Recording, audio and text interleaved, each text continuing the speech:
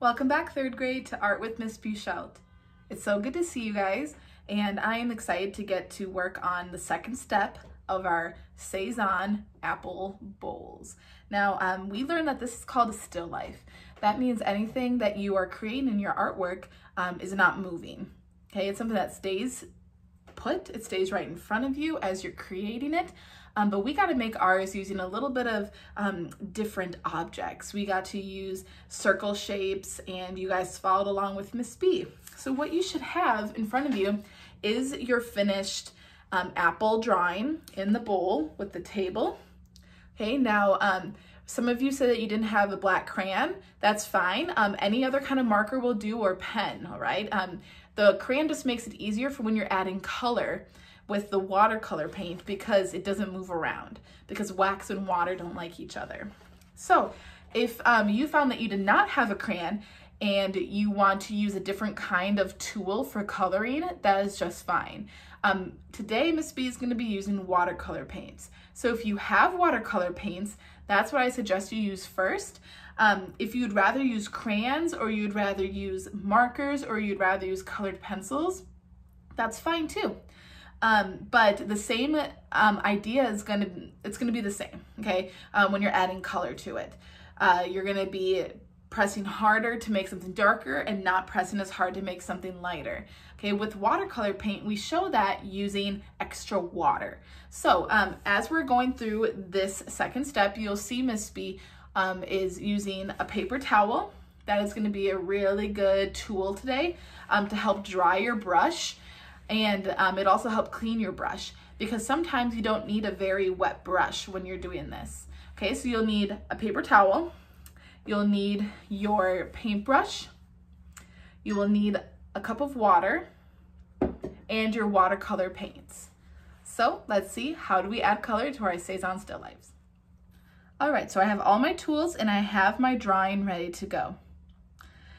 Now, one thing that the masters we consider to be the famous painters, when they would do still lifes, is they would always have a light source.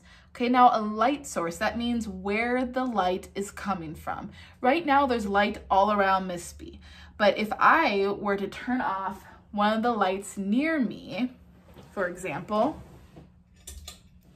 the big light, okay, there's still light coming from ahead of me.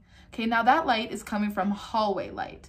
If I were to keep turning off more lights, we will see that the lights are coming from lots of different areas, and maybe even only one area.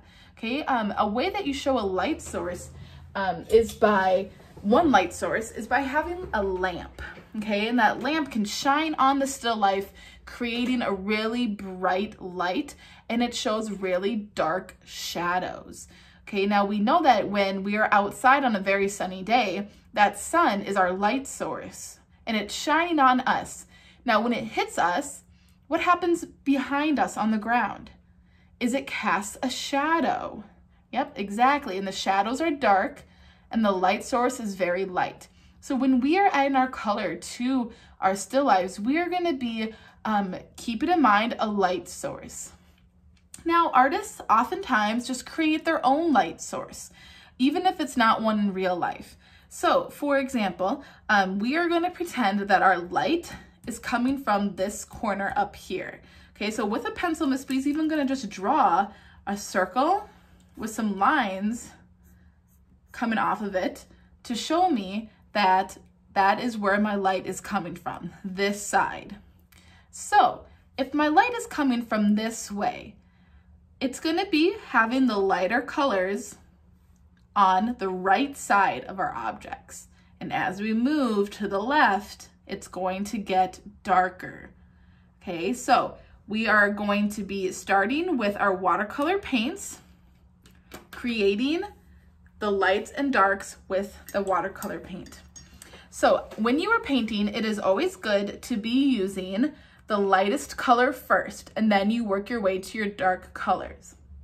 So we are going to be making apples that have a variety of color to it using yellow, orange, and red. So I'm going to make sure that my paints have enough water on them right now so that they're ready to paint with. Mine look good.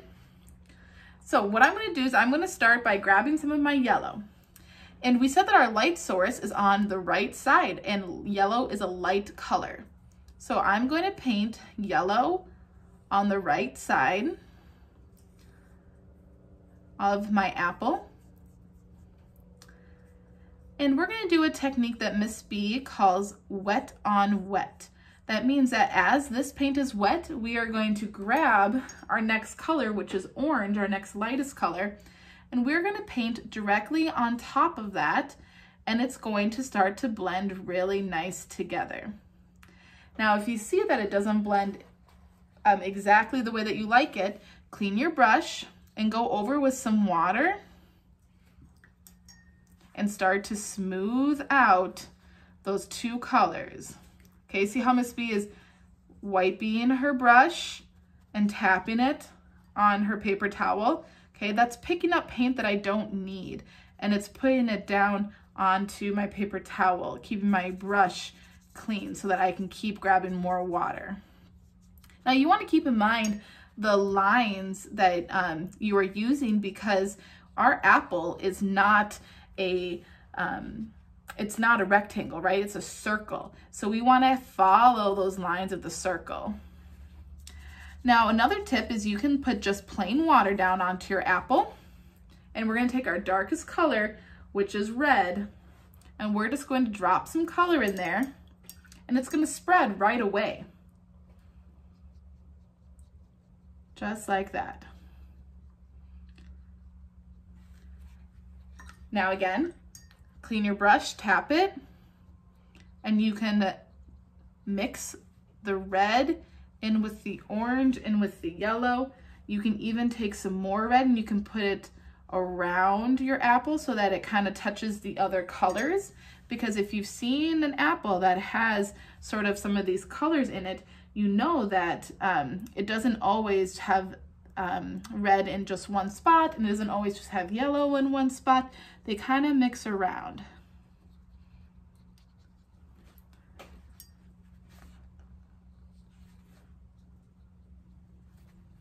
So you can see here that we started with our yellow, which is our light color, and our light source is coming from here, and it's changing to go to our darkest color over here.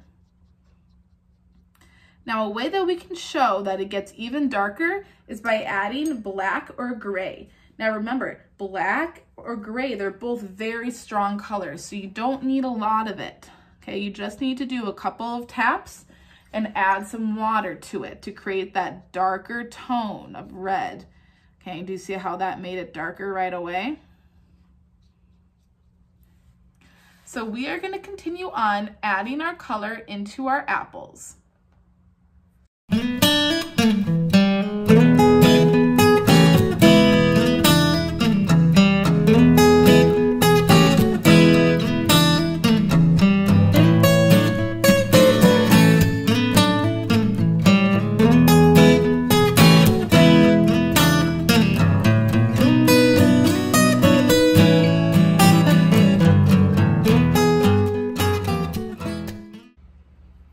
Okay, so I have the color in my apples done.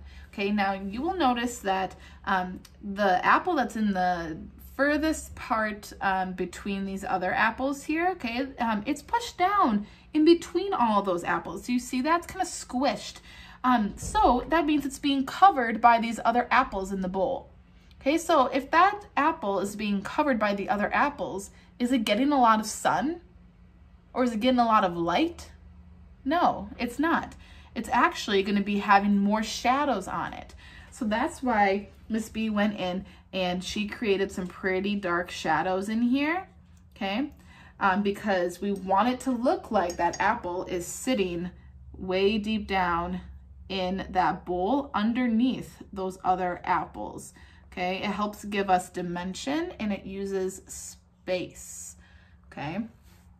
So another thing that you notice that I did is I would dry my brush and I would soak up water as it started leaking into the other apples here, okay? If I don't like how something looked, I dried my brush and then I went and I kind of soaked it up with that brush, okay? Now, what I mostly did here, which I'm sure you saw, is I took water and I just painted my whole apple with water first. And then I took the colors, starting with yellow, and I just put that down, grabbed some of my orange, put that down, grab some red and put that down. And it did most of the mixing for me because it spreads in that water. All right, so the hardest part of this painting are doing the apples. Now, Miss B noticed that she missed her apple down here, so I'll go back and do that in my next little quick segment here. Okay, but when you go into doing your bowl and your background, okay, you can choose whatever colors you would like those to be. Okay, I'm going to choose my bowl to be green, and then I want my tablecloth, I'm gonna have that be blue, and then my background, I'm thinking about doing that kind of more in a lighter blue. Okay, so the rest of this is going to be the same way that we did our apple. We're remembering that our light source is coming from this side of our paper. So that means the light colors are going to be on the right side. So as you're painting or coloring, you're going to be moving your, like if I'm doing a green bowl, it's going to be a light green to a grass green to a dark green as I'm moving along to the left side. If I'm doing my tablecloth, we're going to start with the lighter blue, working into a regular blue to the darker blue as we're moving away from the light. It gets darker as we move away. Okay, that same concept goes for everything in our picture. So watch Miss B show you how to do the bowl, the table, and the background, finding our light source and making it darker as we go to the left.